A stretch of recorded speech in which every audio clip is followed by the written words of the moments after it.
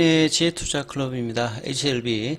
리보세라닙 이제 난소암 관련해서 중국 NMPA에서 이제 허가 소식이 났죠. 그래서 장중 이 코스닥 시총 2위까지 지금 올라가 있는 상태입니다. 주가 흐름도 109,300원대까지 올라가서 양봉 흐름 진행 중입니다. 이 부분 한번 살펴보겠습니다.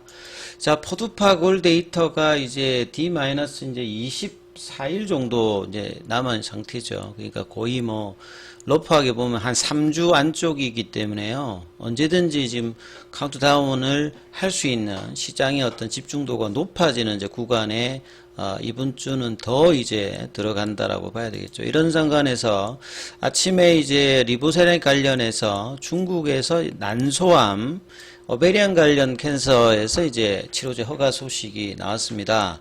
자, 표적항암제 리보세라닙이 중국 식품의약국 관리총국 CFDA 이름은 좀 바뀌었죠.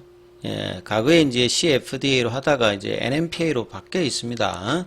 자, 난소암 치료제로 허가받았다. 이렇게 지금 20일 밝혔는데요. 리보세라닙은 중국 황서제약으로는 이제 2004년도에 이제 라이센스인을 해서 개발을 하면서 위암 3차로 쪽으로는 이제 2014년도에 이제 허가를 받았고 간암 2차에서 2020년, 그 다음에 간암 1차에서는 이제 작년도에 허가를 받아 있는 상태죠. 그래서 전체적으로 리보세라닙 매출 관련되는 부분은 작년도에 한 7천억대 이상 이렇게 지금 매출이 나오고 있는 상태죠.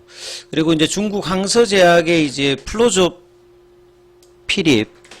그 항서제약이 이제 캄넬리주막과 마찬가지로 이 플로조파립 관련되는 부분에서도 상당히 이제 관심을 높은데 여기하고도 지금 이제 병용으로 진행하는 부분들이 몇 개 있습니다. 난소암뿐만 아니라 삼중음성 유방암 여기서도 이제 임상이 진행되고 있고요. 연구자 임상은 굉장히 많이 되죠. 연구자 임상은 이 스폰서가 이 약물 관련되는 부분들을 지원하면서 하는 이제 임상입니다. 자, 그래서 진행성 난소암, 이 난소암 같은 경우에는 특징이 재발이 굉장히 많습니다. 이게 원격전이나 이런 것들은 상대적으로 좀 덜 하는데 재발 자체가 많기 때문에 이제 보통 이제 수술을 표준적으로 하면서 이후에 이제 항암제를 동시에 이제 들어가는 형태가 많은데 재발 관련되는 부분들 때문에 여기 이제 임상을 들어가게 되면 PFS 값이 굉장히 좀 중요하기도 하고 그래요. 그래서 이제 과거에 1990년대에 이제 백금 기반 항암제를 많이 합니다. 대표적으로 이제 백금 항암제라고 하는 게 이게 다 대부분 다 주사제인데요. 백금에다가 뭐 염소라든지 암모니아 이런 것들을 결합한 화합제입니다.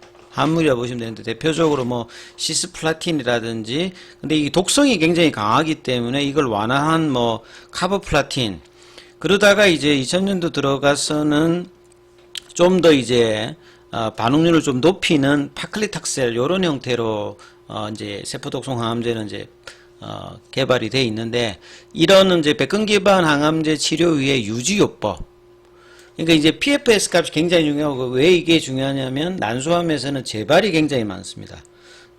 난소암도 보통 이제 그 발견이 되면 이게 3기, 4기 요쪽이 좀 많은 편이기도 하고요. 그 다음에 이제 초기 증상 자체가 좀 드물기 때문에 이 초기에 이제 발견 자체가 좀 힘들기도 하고 앞서 말씀드렸듯이 전이보다는 재발 관련되는 부분이 굉장히 많기 때문에 치료 개발이 여기에 좀 주안을 한 형태고요. 자, 이 플로조파립 같은 경우에 닙이니까 이게 경구용이죠. 파프 치료제 같은 경우에는 아스트라제네카의 뭐 림파자라든지 다케다 제약의 이제 제줄라 관련되는 부분들이 지금 앞서 있는 그 약물들이거든요. 이 파프라고 하는 것 자체가 DNA 관련되는 부분에서 손상된 부분을 복구하는 어떤 부분 효소가 이건데 암에서 만약에 이 부분을 억제한다라고 하면 암세포가 사멸하는 어떤 기전을 가지고 있는 거죠. HLB 같은 경우에는 리보세라닙이 이제 여러 이제 뭐 난소암뿐만 아니라 이 두경부암 환자에서도 이런 유지요법의 높은 효능을 보였다는 게 최근에 이제 또 발표가 되었고, 그 다음에 캄넬리주막과 병용 관련되는 부분, 간암 관련되는 부분 이제 최종 결과를 FDA 허가를 앞두고 있는 상태에서 이제 시장에서는 리보세란이 관련되는 어떤 적응증 확장이라든지 얼마만큼 이제 간암 외에도 성장의 어떤 가능성이 있는 부분들이 이제 주가하고도 장중에 연관되는 어떤 모습으로 보여주고 있죠.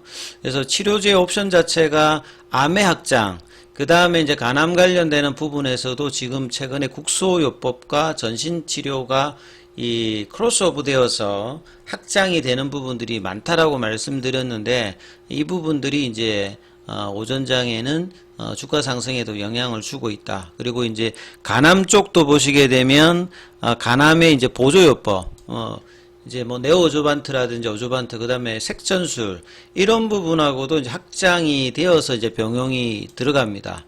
그다음에 이제 뭐 유방암이라든지 위암, 식도암 관련되는 부분에 이제 임상 3상, 그 다음에 전립선암 대상에도 3상이 곧 진행될 예정이다. 그래서 항서제약 같은 경우에는 글로벌 R&D 기준으로 지금 8위거든요. 중국 쪽에서는 압도적으로 베이진사보다 훨씬 많은 R&D 투자와 이 부분들을 하고 있는 부분이고, 그래서 이제 중국 쪽에서 이런 임상 데이터를 통해서 허가를 받았다든지 임상의 결과가 좋으면 이제 글로벌 관련되는 부분 허가 진행을 골라서 HLB와 더불어서 이 하는 형태, 그러니까 간암의 성공 사례가 이제 최종적으로 나오게 되면 그 부분의 확장들이 간암의 어떤 이제 치료 옵션의 다양화뿐만 아니라 지금 이제 진행되고 있는 항서제약의 R&D 가치가 좀 더 이제 시장 친화적으로 글로벌하게 이제 개발될 가능성이 굉장히 높다는 부분들이 최근에 IR에서 계속 이야기되고 있는 부분들이죠.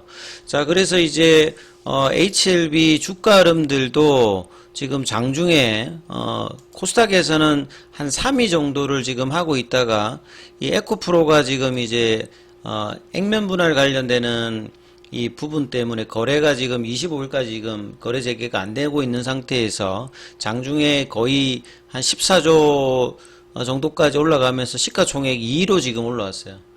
2019년도 이제 장중에 시가총액 1위까지 이제 한번 HLB가 기록했는데, 그때의 지금 이제 주가는 훨씬 뛰어 올라와 있는 상태에서, 자, 2차 전지가 작년에 급등하면서 시가총액 1등, 2등을 에코프로와 에코프로 BM이 계속 이제 유지하고 있는 상태에서 HLB의 장중 시가총액 급등이라고 하는 말은 시장의 관심들이 계속 이제 높아지고 있는 부분을 보여주고 있고, 오늘은 이선 종목인 이제 제약이라든지 제약이 오늘 훨씬 더 강한 흐름들을 보여주고 있고요.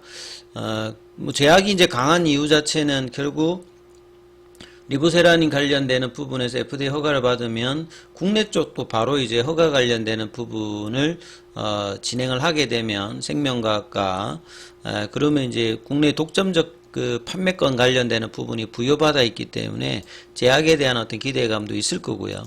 그 다음에 이제 테라피틱스는 포스트 리보세라닙에 관련되어서 신경영상 각막염이라든지 교무세포종 관련되는 파이프라인의 어떤 기대감, 그 다음에 생명과학 같은 경우에도 마찬가지겠죠. 이제 이런 어떤 계열사의 레벨업을 동반하는 어떤 흐름들이 나오고 있고, 앞서 말씀드렸듯이 중국 쪽에서는 지금 누적으로 2조 원 이상, 작년도 한 해만 이제 7천억 이상 정도, 초기에는 이제 뭐 300억, 500억 하다가 이제 이게 연간 기준으로 보통 이제 항암제가 나오고 나면 한 3년, 5년 차 되게 되면 제대로 된 어떤 매출액 자체가 글로벌하게든 뭐 중국에서도 나오는 편인데, 이 흐름을 리보세라님도 이제 중국 쪽에서는 이끌어냈고요. 그 다음에 이제 리보세라님이 결국 이제 단독이든 병용이든 여러 이제 약물, 뭐 세포독성 항암제든 표적 치료제든 면역 항암제든, 자, 이런 부분에 다양하게 이제 쓸 수 있는 부분들은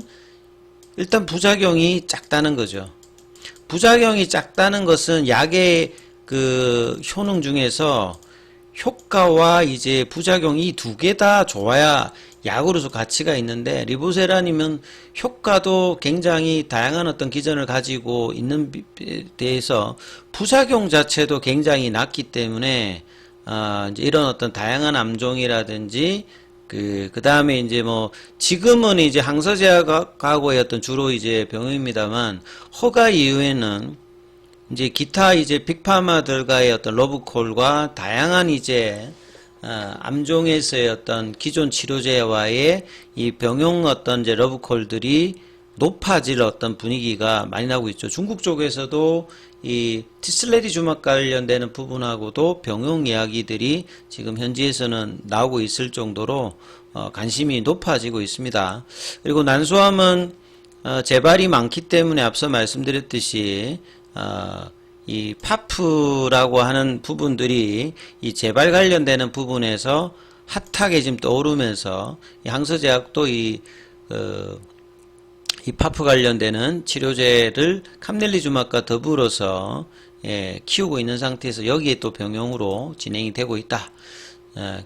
그 다음에 이제 그래서 오늘 기사가 되게 많이 나왔는데요. 그 관련되는 부분에서 조금 하면 요거는 이제 회사가 IR에서도 많이 이야기했는데 중국의 항암 시장이 중국이 이제 전체 글로벌 시장에서 이제 미국 다음으로 중국 시장이 크거든요. 그래서 빅파마 입장에서도 중국 시장 자체가 엄청 이제 고성장을 하고 있는 부분이고, 항암제 시장 규모가 한 5%면 그냥 단순히 그냥 산술적으로 계산하면 한 20배 정도 이렇게 나올 수 있잖아요. 그럼 리보세라님이 작년도에 한 7천억 했으면 요렇게 계산하면 뭐 10몇 조까지 이렇게 나온다. 요거는 이제 뭐 회사가 이제 이야기하는 부분들 시장 점유율로 그냥 단순히 계산했을 때 리보세라님이 위암, 간암, 난소암 이외에 뭐 대장암이라든지 선양 난소암이라든지 뭐 혈액암 여러 이제 그 다음에 심지어 뭐 동물 쪽까지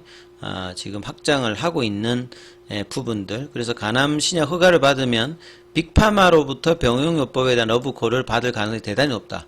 실제로 그렇습니다. 그러니까 아스트라제네카하고 로슈도 지금 서로 크로스오버 하거든요. 그 다음에 이제 머크하고 브리스톨 마이어스 케어 같은 경우에도 간암 1차 치료제에 진입을 못했기 때문에 계속 다양하게 이제 병용 파트너를 바꿔가면서 계속 이제 임상을 하고 있거든요. 그러면 당연히 리보세란에 관련되는 부분에서 러브콜 올 가능성이 굉장히 높습니다. 그리고 이제 이 플로조파릭 관련되는 부분은 항서제약이 캄넬리주막과 마찬가지로 성장 동력원으로 확장을 하려고 하는 부분이거든요. 그러니까 여기 확장 파트너도 또 리보세란입니다. 난소암뿐만 아니라 뭐 전립선암, 그 다음에 이제 뭐 음성 유방암, 뭐 이런 쪽까지 확대를 되고 있기 때문에 항서제약과의 어떤 파트너십 관련되는 뿐만 아니라 글로벌하게 리보세란에 관련되는 부분에 확장들이 더 있을 수 있다. 이렇게 봐야 되겠죠. 자, 차트 관련되는 부분들은 다음 영상에서 올려드리고요. 자, 장중에 무료 카톡방 진행되고 있습니다. 문자로 참여 남기시면 입장 코드 보내드리고 있으니까 참조하시면 되겠습니다.